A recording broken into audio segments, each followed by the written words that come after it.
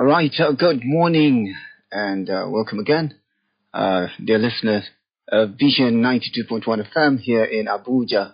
Welcome to another exciting edition of Burgami, our flagship current affairs program. And I'm your host, Andy Chindaba. And today, as usual, we're tackling a very pressing national issue. Yes. Can a $10 billion investment in the power sector guarantee 24-hour electricity in Nigeria? Well, that's the question for today.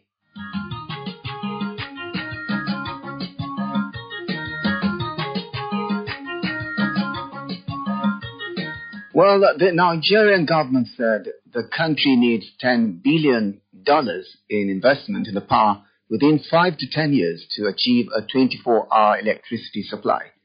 Reports said the Minister of Power, Adebayo Adelabu, disclosed this when the Director General of the Infrastructure Concession Regulatory Commission, ICRC, Dr. Jobson Ewalefo, paid him a visit in Abuja on Wednesday.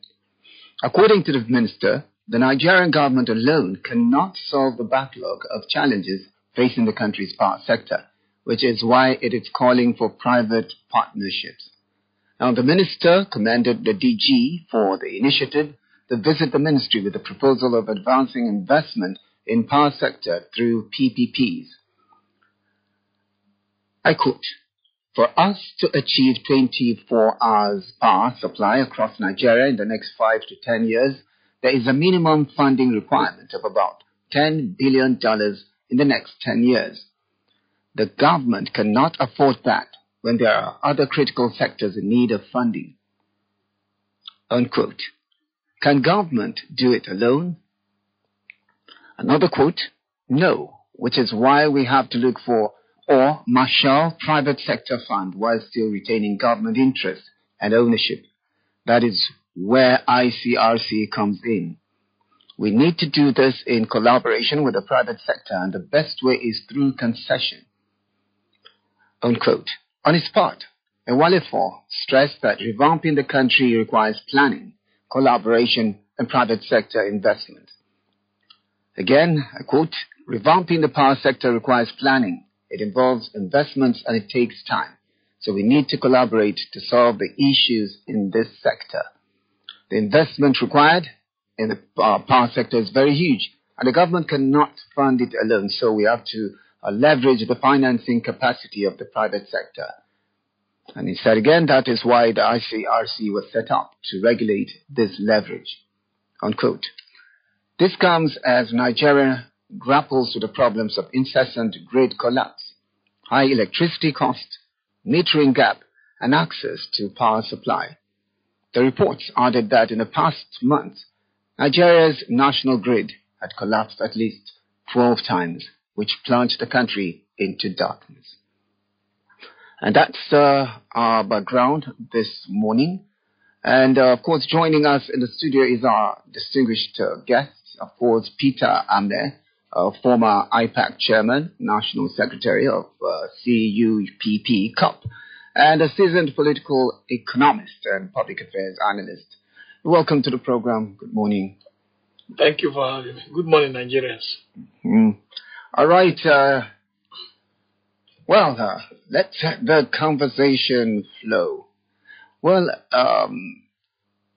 right now, Mr. Peter, let's go in with the government announcement of the need for $10 billion in investments. Do you believe this amount is sufficient to guarantee 24-hour electricity supply?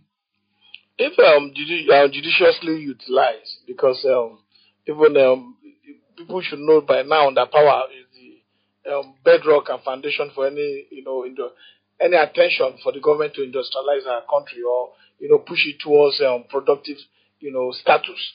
Because if you don't have power, you can't generate enough power for private investors to operate their companies, to run their investment in this country, even for hospitality industry, and without power, the cost burden on these corporations becomes very large. Okay. And that's why you find out that many companies have left this country because of lack of power. There are certain things that you need for a successful country, for a country to start to now have an enabling environment for businesses to survive. You need the security of lives and property, and then you need power, and then you need roads. If you have these things figured out in any country, you will be able to have that you are going for. So $10 billion is enough to set Nigeria on the right trajectory if properly well utilized, without being stolen, without being stuffed in private pocket, like what we have experienced in the past. Okay, all right. And while $10 billion sounds substantial, we must consider the historical context of it. And over the years, billions have already been invested in the power sector, with little to show for it in terms of reliable power supply. That's quite true. And of course, that brings us to the question: how many hours supply are being enjoyed in the country right now? Nobody can say categorically. People can come out and give you, different kind of. But averagely, I don't think if you have to put it on an average, not to say that there's band A, band B, the discriminatory ban policy that were just recently brought up. If you put it averagely, there are communities that don't even have light at all. I know my own local government that there's no electricity pole. So okay. If you put it averagely, you'll be talking about people having light 5 hours a day, and that's reducing the productive status of our people. Nigeria is blessed with human capital, to be able to drive this whatever development that we need. But the fact that we don't have the necessary environment, especially the provision of power, is also working against the ability for our people to progress, because every economy is driven by small and medium scale enterprises. And if these small and medium scale enterprises like the tailor shop, the barber shop, the vulcanizers, the welders, if they can't be able to get affordable power, because there's affordable power to be able for them to be able to run at a cost that will be able to bring profit to the table, then you are going to be having a challenge that the cost of power that has continued to skyrocket astronomically will now act as a challenge for the survival of such small enterprise. So it is critical that if you're talking of 10 billion, we need to have a proper plan of how this 10 billion intend to be invested, because the privatization of the distribution network, this distribution network, Abuja Electric distribution companies, JAWS, all these ones, for me, it wasn't properly done and given to competent bidders at the time. It was done through political consideration, because if you look at for over 10 years, this has been done, and these companies are not finding their footings. Yes, they are making profit. Government is not acting properly. If you listen to Olukoyode, EFCC chairman, what he said, that if you know the kind of corruption that is embedded in the procurement and investment in the power sector, then you will cry for Nigeria, where they are supposed to use certain cables, where they are supposed to use certain infrastructure equipment. They have reduced it to a 0.0.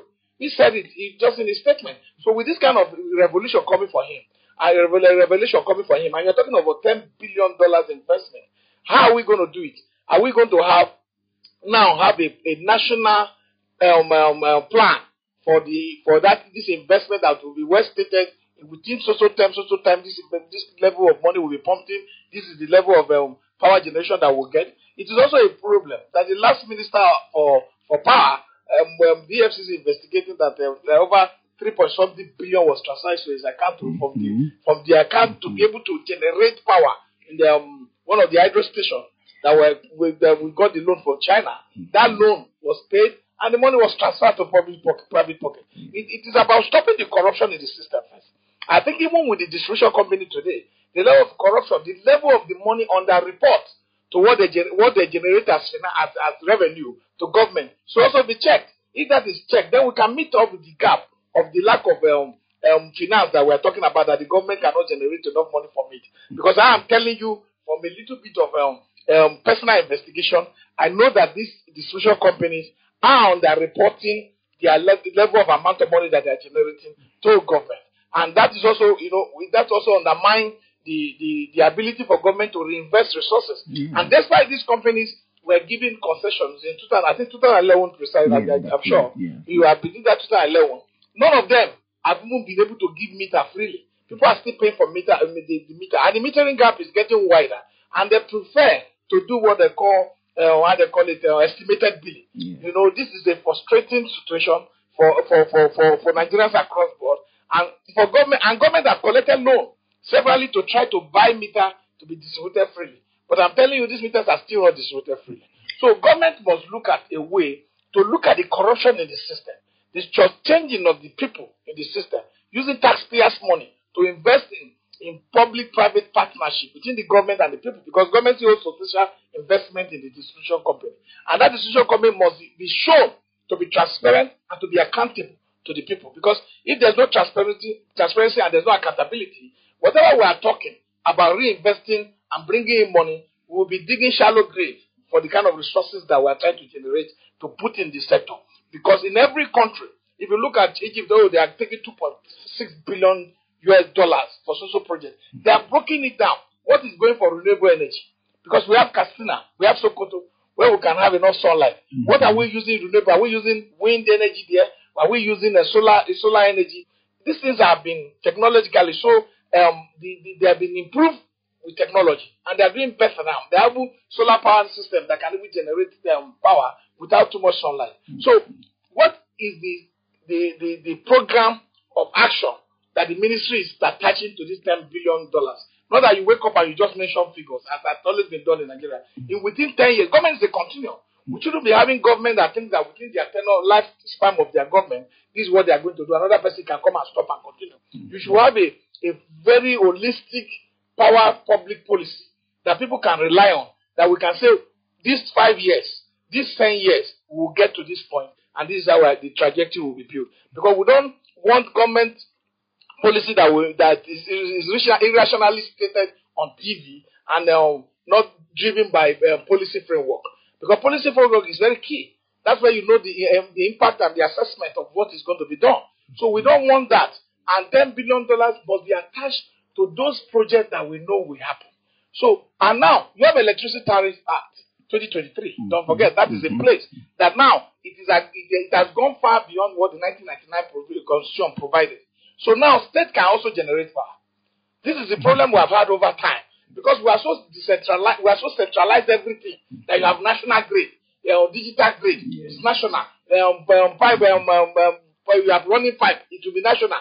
By water system, it's national. So that is why the capacity for states to develop and also create a system that will also contribute to the development of the federal investment has been impeded on greatly.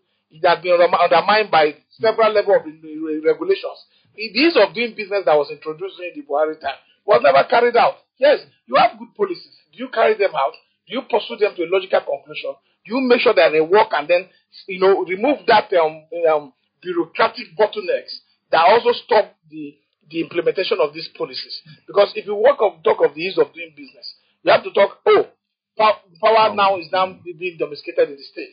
The state cannot generate certain power, transfer it within their own grid, and then distribute with their state. That is where you can know we can go further. Because I also know of a community where rural electrification is, they are not on the national grid, but the community has light. They have light 24/7 because they are using a solar farm that was built there. I went there. As I'm talking, there's light there. So we must try to look for those rural communities that there are no heavy equipment, because the more we bring light to communities, the more opportunity of us being able to educate our people, for them to get access to 24 hours global innovations and information that will help them think properly, to be well informed on how they will contribute meaningfully to the development of our country. Quite true, yes. And let's look at public-private partnership, PPP. The concept of that public-private partnership is very important here. However, the readiness and the structure of these arrangements must be really critically examined. So my next question is, the PPP framework truly accessible for the power sector?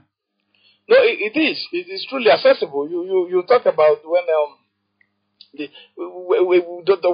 delegate, they talked about how he tried to want to get approval. It is in public domain. Approval for his power project, and the civil servant was sitting on it and saying, "No, I will not approve it. It will never pass." You can see a civil servant undermining the progress of the country.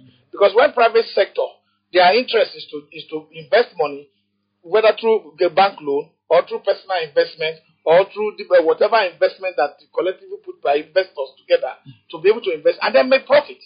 The aim is to make profit, of course, and break even.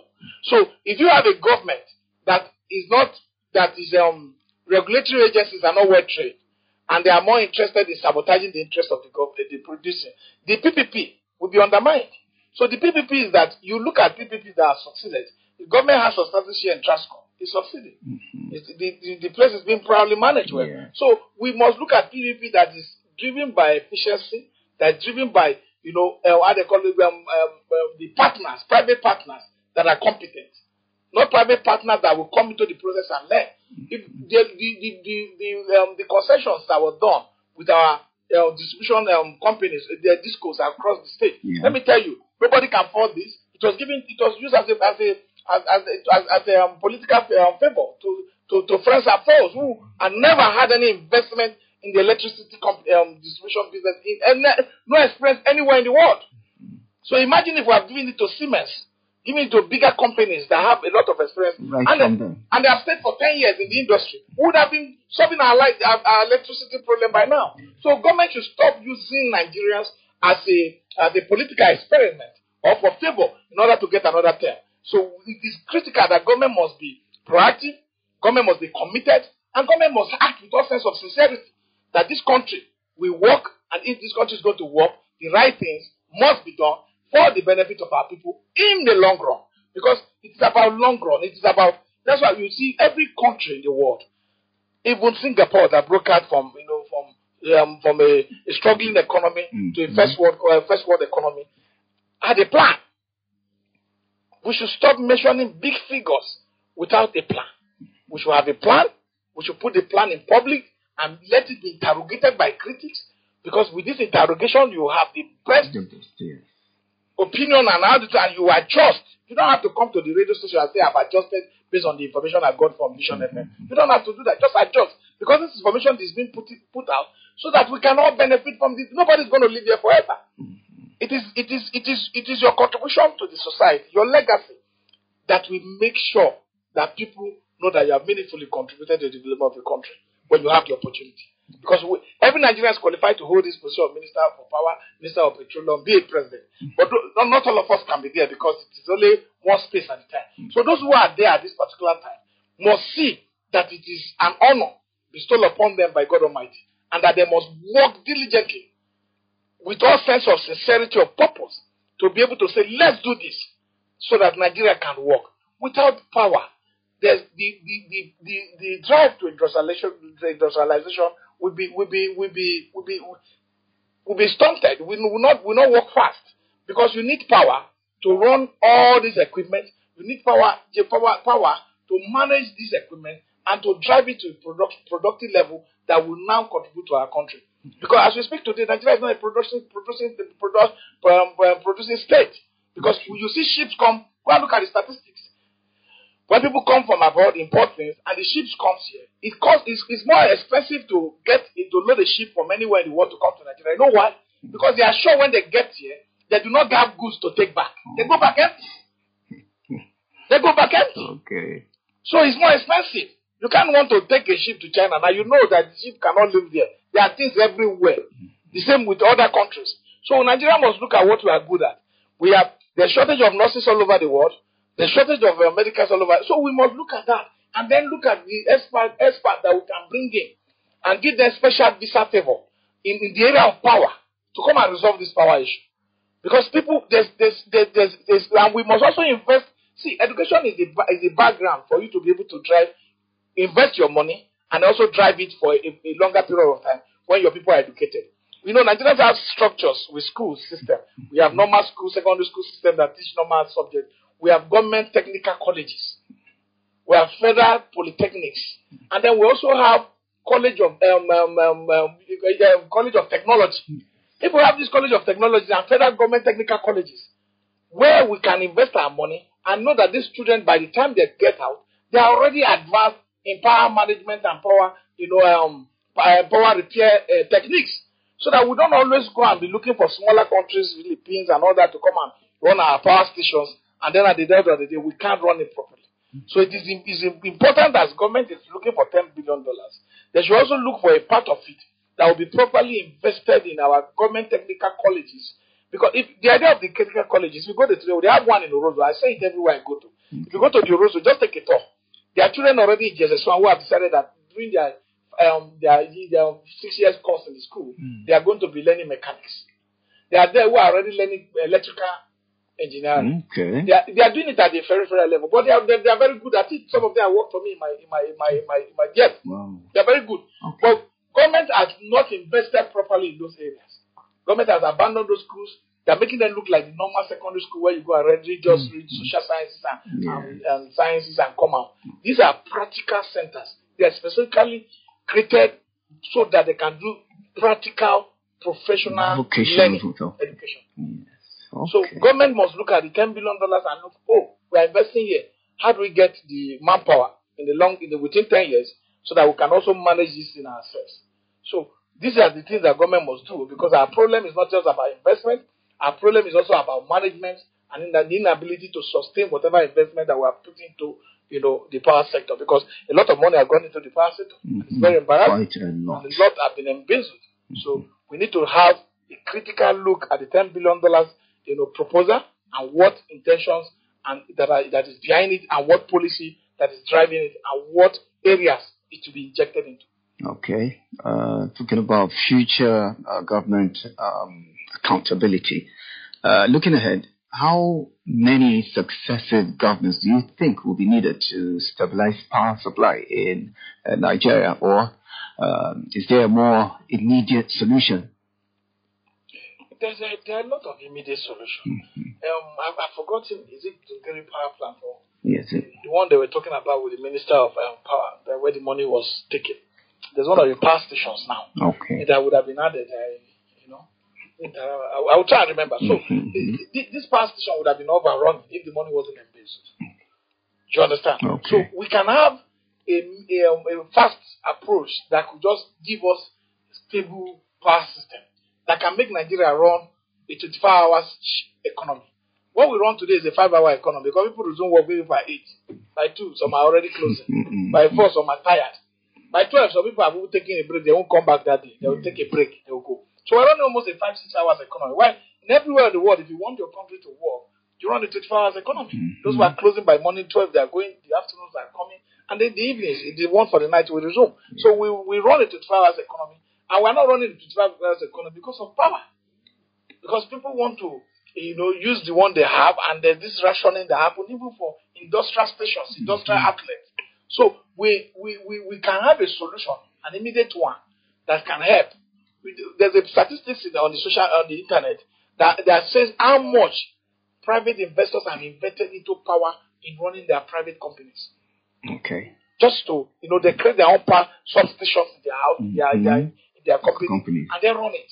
Wow. And that has a triple effect on the cost of production. It also has a triple effect on the cost of the product. So Nigerians are buying goods higher than the normal price, because people have to independently set up their own power stations, and they run it for themselves, for their companies to work. So we can have a short-term effect, and then we can have a long-term policy plan, so that we know that within the space of 15 years, Nigeria should be self-sufficient in power generation. So it mustn't end with your government. There are certain bridges that started by Jonathan. Buhari completed it. There are some that started by Buhari. It doesn't matter. It is that you start a project and it should be completed. The government is a continuum. Government is not a one tenor affair. It is a tenor to tenor. It doesn't even matter the parties that comes in. So that's why you need to have holistic conference or stakeholders meeting, whether with all parties, political parties, with all big stakeholders in the country, and tell them this is what we are presenting to you as our power project for 20 years. So that people can have a buy-in. So that when your party is not in power, the next party knows that they were part of the policy drafting. So there's a way you do this, and you form a consensus towards building a sustainable power stations for our country in the long run of 20 years or 15 years. Okay. But at this very critical point in time, we need to be able to allow states that are already planning to generate power, to go ahead and build their own stations in within their country, within their state, as a sub-unit of the federation, to now be able to generate the normal power they can use to reduce the burden on the federal national grid system that we have been practicing for a very long time. Okay. And just before we open the lines for you, dear listener, I know you're listening critically and itching to also pour in your own views. Well, let's look at funding and cost implications here. Funding through increased electricity and metering cost is a concern right now. Yes. And this approach raises questions about the burden on consumers and of course, the equity of access to power. Now, indeed, this leads us to the final question here. Has the government resorted to raising the $10 billion through high electricity costs? And how will this impact ordinary Nigerians? Mr. Peter? Okay, sorry. The last question. Has the government decided or resorted to raising the $10 billion through high electricity costs? And how will this impact on ordinary Nigerians? I think any extra cost will undermine the essence of their, whatever money they want to source. If you look at what Argentina has done, president, the one that was elected by populism, in fact, is that it's first to cut down the cost of governance. If you want to generate more money, you want to get more money into the system. This luxurious expenses that the government is doing, like buying cars $1.5 million, buying aircraft and buying that, they should reduce they should cut their cost of government expenditure and then concentrate on infrastructure that will be, act as life saving both for the economy and trickle down to the survival of the humans that survive within the territory, which is us, the citizens, the masses. So government should not increase electricity tariff. Government should stop corruption within the discourse. Stop the corruption within the discourse. And then also look for PPP. Those who have the resources like Adeleke is already doing. Those who have the resources to inject building powers, substations should also be encouraged to do so. And should be given, or without any encumbrances, any blockage, be given license, without even asking that a certain amount of money should be paid, as long as they have the resources and they have a location, they want to station it that will help to, inject more power into our system, they should quickly do that with immediate effect. Because there are people who have the resources, there are people going up and down looking for license today. They won't get it. So it's first of all to break down the bureaucratic bottlenecks and see that civil servant does not act as the blockage to the injection of funding, to our system. There are a lot of funds they can get if our government bring out the necessary financing plan for the process and the necessary safeguard to secure resources that will be invested. So people can get a lot of that resources. Okay. So there's no need to increase any tariff. There's a lot of money in the system being paid already. The discos are generating a lot of money, which they should look at it very well. The EFCC should investigate it and see how much of that money is not getting to the share of government and the taxes that are not being paid. So when we do all that and we put all these cost measures into play, I think the government will have enough resources, to put into it. There's no fuel subsidy now. So they should be able to get enough resources to start to invest, certain amount of money, whether $1 billion, for a start into the power sector. Okay, that's quite interesting. We've been talking to Mr. Peter Ame. Of course, Peter Ame is the former IPAC chairman and national secretary of the CUPP CUP and a seasoned political analyst, as you've heard from him, of course, vast source of resources here. And, now we'd like to hear from you, from our listeners out there. Call in and share your thoughts on today's topic. How do you perceive the potential of this investment in transforming our power sector? Yes. Remember the topic? It is simply, can $10 billion investment in power sector guarantee 24-hour electricity? If you're ready, give us a call. Hello. Good morning. I think you should try again and see if you can link up with us on the program here. Hello, good morning. Hello, good morning, sir. Yeah, morning. And how are you doing? Hello. My name is Samuel Abu from Kogi State. Okay, Samuel, you're here again. I think you were here yesterday, and you're welcome. Thank you, sir. Thank you very much. All right. The issue of power in Nigeria. In fact, this $10 billion to me is like a scratch on the surface. Because if you really want to do what will sustain light or power in Nigeria, we need something more planned than this. If we don't know the happenings or what is going on, we better ask our neighboring African countries first, like South Africa, like Egypt, like neighboring Ghana, to know exactly how they come about.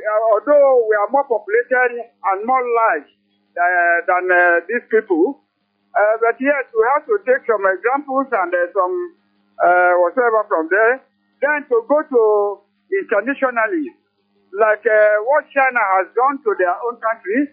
In fact, what we are planning now is just like a scratch on the surface. It's not up to any amount yet. But if they can do it, to me, it will be like something like temporary. If they can use it as a temporary so that they can establish a lifelong project, that is a giant project that can last for long, then it will be better for us.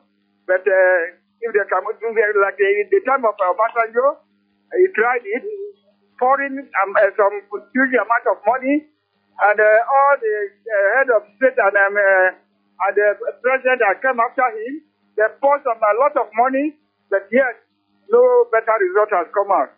That is why I say this is just a scratch. May God help them to implement it as it's supposed to be. Thank you. May God bless Nigeria. Thank you, sir. All right. May God bless Nigeria. Truly, thank you very much for your contribution. And indeed, that was a very nice one. Exactly. And well, Ghana has managed to achieve relatively stable power supply despite similar challenges. And you wonder how they pulled through. Hello and good morning. Hello, good morning, Andy. Yeah, morning. How are you doing? I am fine. How's work? Work is going well, thank you. And yours? My name is Oga Gabriel. Okay. Andy, please, in asking myself all this while, although it looks, Andy, in Nigeria we're using pounds and shillings to change the money into Naira and Kobo. And Naira and Kobo country. I don't know of recent time. It is always dollars. Just because of themselves, the government, the people in the government enjoy using this, and that's why our Naira is going down against dollars. You see, they say that they should invest $10 billion in electricity to improve our electricity. That it will not work in this country. It will not work in Nigeria because anywhere the government wants to put more money into is where they have interest of money in agriculture. They will not invest that kind of money in education and other sectors, and in petroleum, in oil, because that is where like at anywhere they invest most money in, they get more money into their if they invest $10 billion in power sector now, I'm telling you they will be getting $1 billion as their gain, and nothing will work. Like the first, a small thing to this country for it to work. And I'm telling you, if in our power sector, it will next year we will be talking what we are talking today. Last year we talked about power sector. Last 2-3 years we talk about not like it to work because they want to enjoy the dividend they derive from this investment. You understand? There's no this kind of investment because the money will not come. No. Invest thousands of dollars, let's say dollars now. They will not invest thousands. That is where they get interest. That is where they get money, get their money. I'm telling you that even now, if they invest $10 billion, it will not still work because everybody is working for their interest. I've been saying this, that for our power to work, let us decentralize the be generating their own power, so that if it fails, we will know whom to hold. I, from Kogi State, I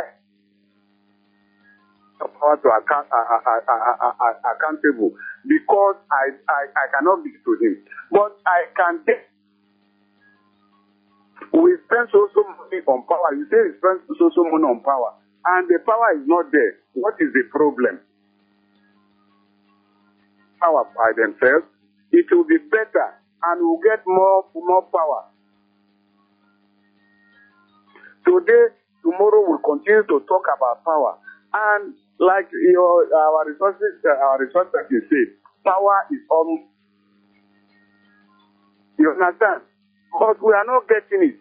Now, if we cannot manage our power by ourselves, let us go we expect Ghana is celebrating 10 years uninterrupted power supply. Let us go to them again. It's not a shameful. Let us go to them or invite them to Nigeria to come and manage our power and ask them. It's so steady that our own is not steady. Let us invite the country and teach us how to manage our power. If it is because of corruption, that place will not be so corrupt that they will not manage our power. It is a very every year we'll continue to talk about power. We'll continue to talk about power. On power, but there's no power. It's a very painful thing. Okay, thank you very much. It is really frustrating. We can understand that. All right. Thank you very much. And that was Oga Gabriel there. Yes, good point. Yes. When we examine Ghana, for instance, they've invested heavily in renewable energy too and have implemented strategic reforms that encourage private sector involvement. And it's a good idea. It's not too bad that Ghanaians should come along and, show us how they did it. Yes. 10 years celebrating power. Well, Gab suggests that we look to Ghana as a model for how to effectively manage our power sector. What do you think? Hello, good morning. Hello. Good morning, Mr. Andy. Yeah, good morning. How are you doing, brother? Thank you. My name is Bala Mohammed, calling from Zuba Fruit Market. Okay, Bala, you're welcome. Thank you, Andy. You see, Andy, candidly speaking, I don't know how we are going to make it. You see, I don't know whether it's the cause. This is our republic. It started with Obasanjo, and the whole thing centralizes on electricity. You understand? About $16 billion when that time Obasanjo was online. He told us that we are going to have 24 hours uninterrupted electricity after pumping $16 billion. But look at what is happening today. History wants to repeat itself. Somebody now is telling us when we pump $10 billion, we are going to have 24 hours uninterrupted electricity. Is it true? You understand? if they don't tackle corruption to totality, I think they can never get it happen. Because by the time, let's assume even they pump this $10 billion into the electrical sector, the electrical sector will remain where it is. You understand? And they will still give excuses. Don't forget, a sector has been privatized. Most of those people that bought this sector from the government, what are they doing? And you want to pump more money into a sector that is being privatized. So you see the high level of corruption involved in all the sectors, and you think this will work? Excuse me, I don't know. It will not. Good morning. All right, good morning. Thank you. Thank you very much for that, your own opinion. Yes, still call. That was Bala, anyway. And his concern was actually, it's actually valid. Yeah. The history of investments in Nigeria's power sector is, of course, is riddled with disappointment. The significant funds allocated in the past, like the $16 billion he talked about during the Obasanjo, has failed to revamp that sector. Yeah, and ultimately it has failed to deliver the promised improvement. So now we're talking 10 billion. Is it going to be the same old story? Hello, good morning. Hello, good morning. Yeah, and how are you? My name is Benga. Okay, Benga, you're welcome. Is that Andy? Yes, this is Andy on Burgami this morning. How are you? Fine. Good morning to your guest there. All right. Yeah, the Minister of Power said we need $10 billion yes. to generate power and make power available for 24 hours. Mm-hmm. Well, it is possible, and I want to say, somebody was asking why we're talking of dollars. It is because everything we need to do this are imported. We don't manufacture any of them. And to buy them, you buy them in dollars because the price are in dollars. So that's why we mention dollars every time. Okay. And if we are producing them in our country, we can buy locally, they talk of naira.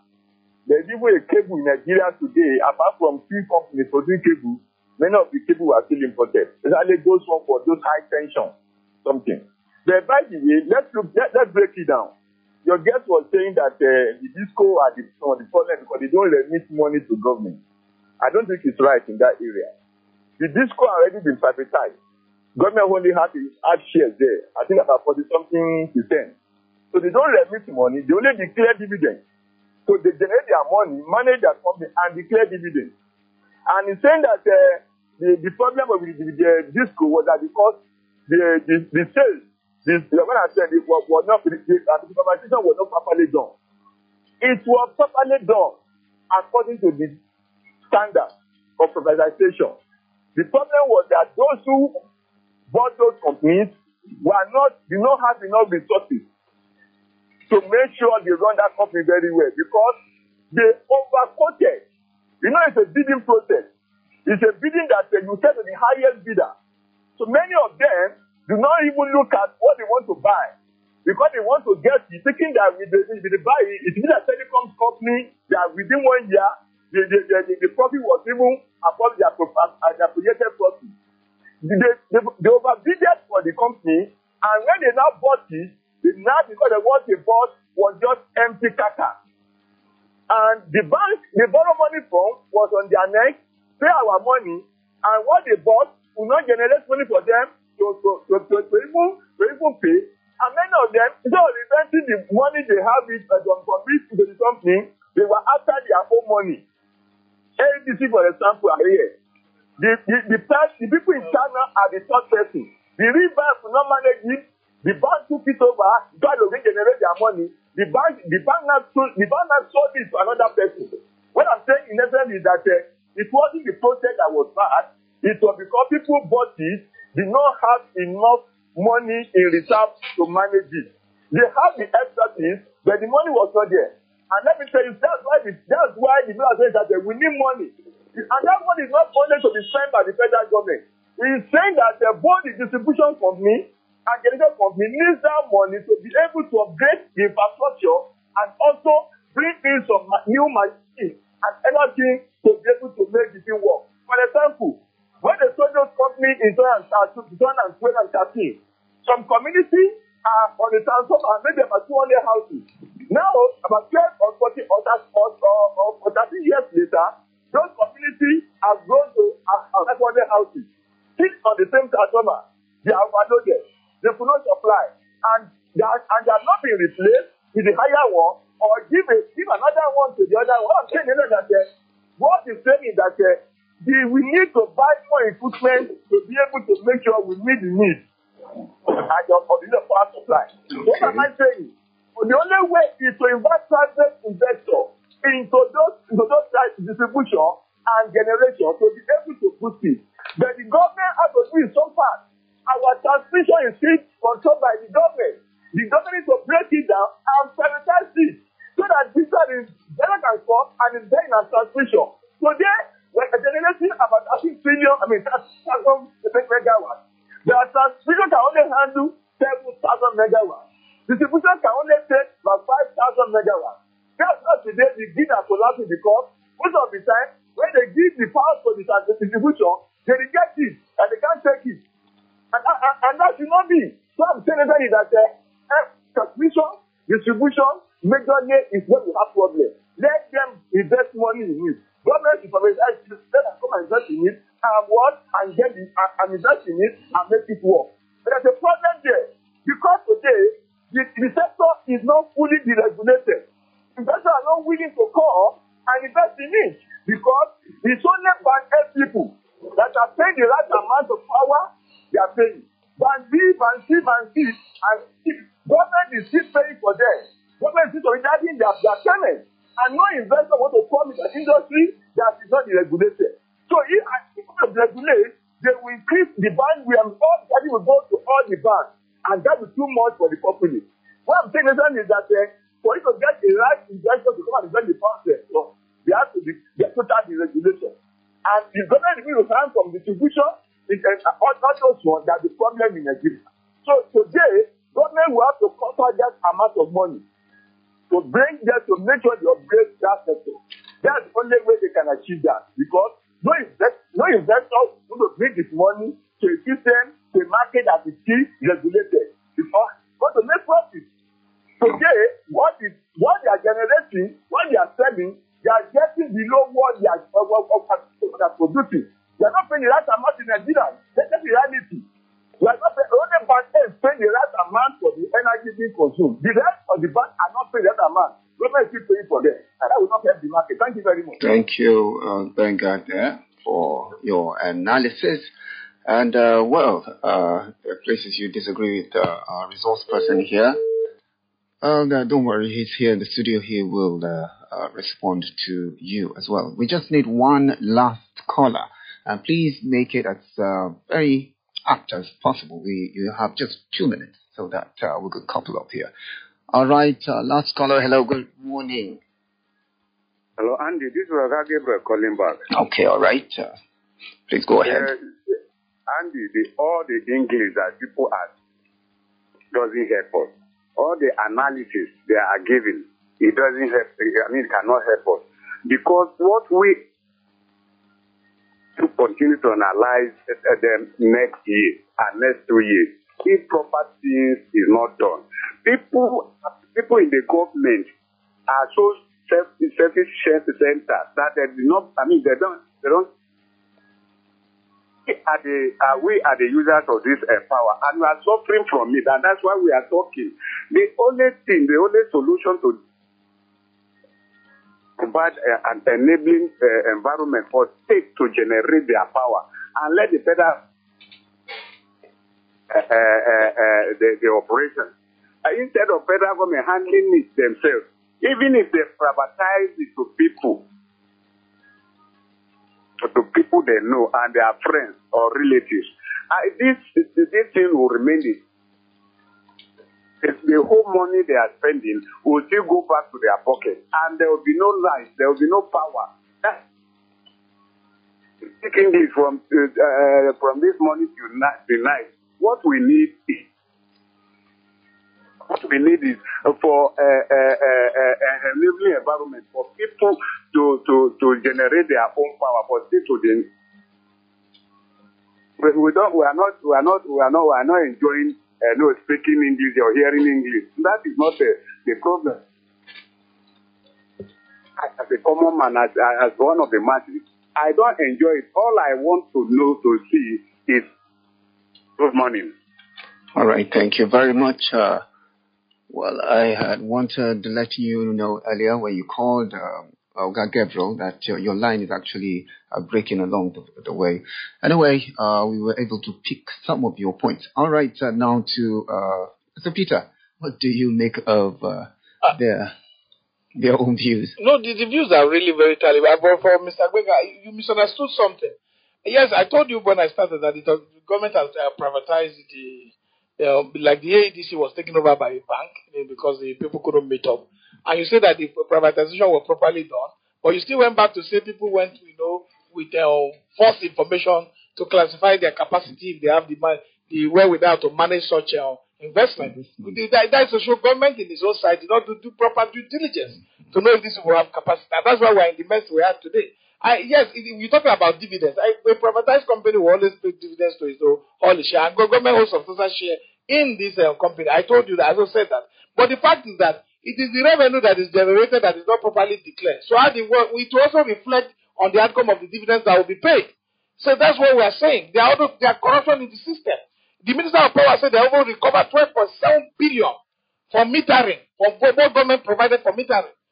So there are issues. We need to stop the corruption in the system. I agree with you that you say people are not paying, but they is paying enough. But this issue has a lot more to do with proper investment and capacity of these companies to be able to regenerate themselves, to be able to recreate themselves, and to be able to inject proper finance into this. Because the government here have a lot of control, a lot of regulation, which I told you that an over-regulated environment is not good for investment. Mm-hmm. I said all this. So the fact is that yes, your points are very germane and very straight to due-rooted in your analysis and your information that you have. But the ones I'm saying here is that there's corruption in the system. It was not properly privatized. It was not given to companies that have track record of investment in the power sector. It was given to freshers, which are registered companies and just came up and said they can run a distribution company. So that's what is our problem became. So they started learning on the job. Yes, government, they took some members of the infrastructure were already owned by our government. Then since they came, what are the investment they have done? So we are saying that, look, you talk about rural electrification. I was not against even the money. I said the money is good. It's good for the government to inject money, but there must be proper structure in place to show that this money does not go into private pockets again. Mm-hmm.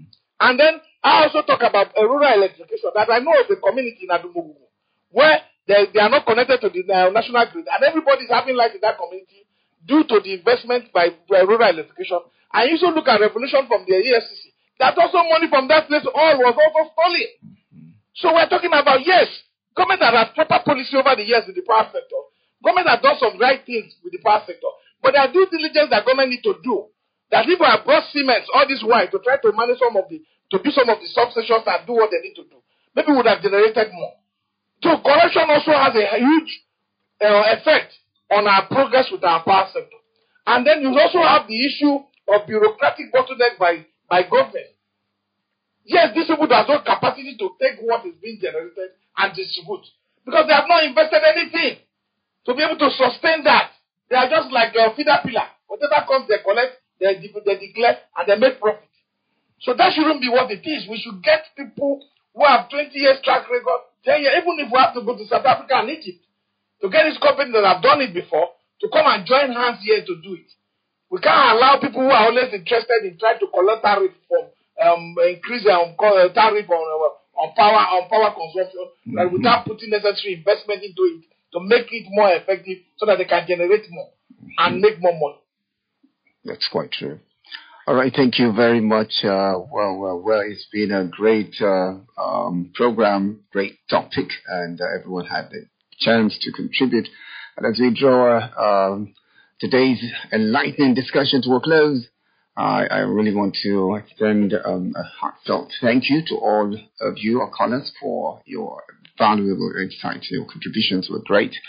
Your perspectives are very important, and I'm sure it will shape, actually shaped our discussion, and of course to that of other Nigerians listening. And of course, the conversation around Nigeria's power sector is very, very important. So thank you very much, Oga Gabriel, for highlighting the motives behind government investments, and Bala again for bringing attention to the historical context of previous investments. And Benga, thank you for emphasizing the need for, equipment and the role of deregulation once again. And the man from Kogi State, thank you very much for calling. And, I'd also like to express my gratitude to our esteemed guest, Peter Ame, for sharing his expertise. And once again, we told you this Peter Ame is an expert in all this. Is a good analyst. He's been here most of the time, and is a former IPAC chairman and national secretary of COP, and a political analyst, economist. And, you heard from his wealth of resources. Thank you very much for coming on the program. And, that's the bit we can on today's edition of the program. Thank you for being part of it. And today being Friday, it is the last edition of it for the week. Don't worry. Join us on Monday. We'll be here again for another interesting edition of Burgami Classic on Vision 92.1 FM. And of course, a big thank you to our producer, Babatunde Ayeni, for really making today's program a success and ensuring everything runs smoothly behind the scenes. Thank you. My name is Andy Chindaba, signing off. Do have yourself a nice weekend ahead.